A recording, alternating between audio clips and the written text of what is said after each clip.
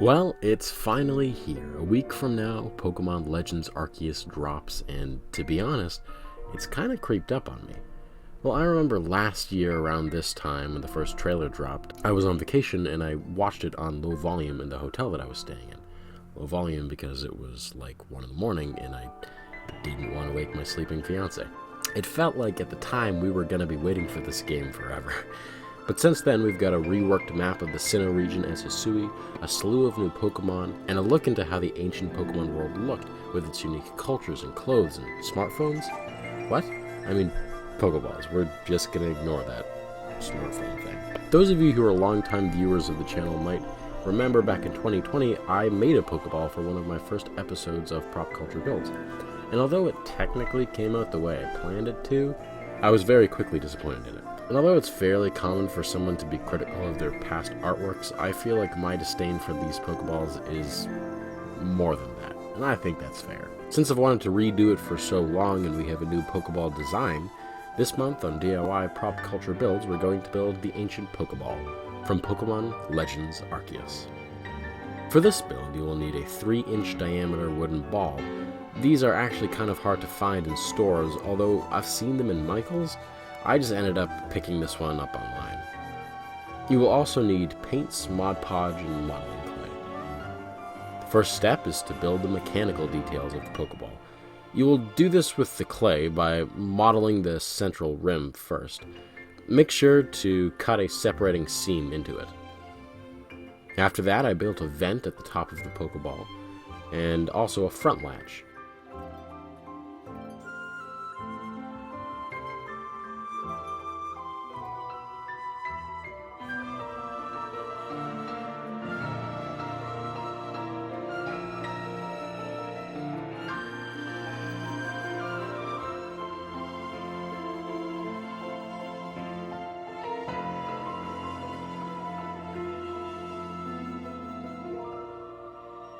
Due to the delicate details of this part of the build, this took me a couple of days to do.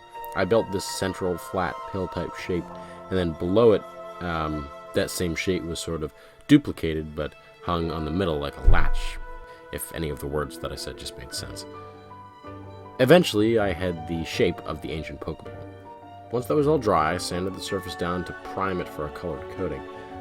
The top, of course, was red, and after a few coats, it took on that perfectly uniform Pokeball surface. I painted the bottom with several different shades of brown to give it that wood grain texture. Ironically, I couldn't use the wood underneath as I originally hoped for a couple of reasons. One, the patterning of the wood wasn't really right for the look that I was going for, and also the clay seeped into certain seams and it just kind of looked messy. Then, I used a matte gray paint for the mechanical pieces, and to make them appear as if they were worn down metal, I used some silver paint for surface scratches. This, of course, makes the surface appear metallic.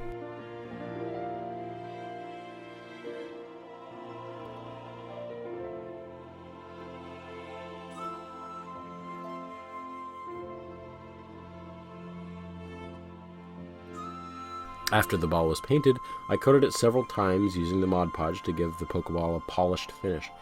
And there you go. You have your very own ancient Pokeball.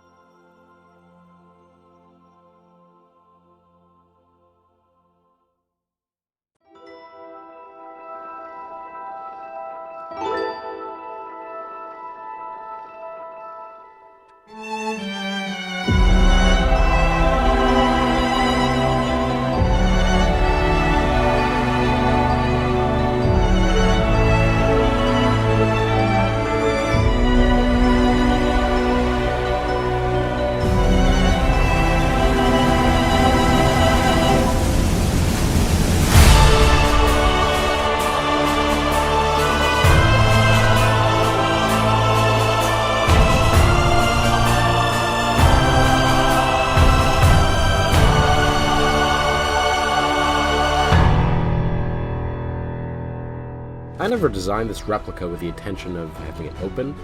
because what I made is more of a display piece. However, at some point in the future, I do want to remake the modern Pokeball and give it the ability to open. This build was relatively easy. In fact, it's one of the only builds that I've done in a long time that it didn't have my sort of patented mid-project hiccup.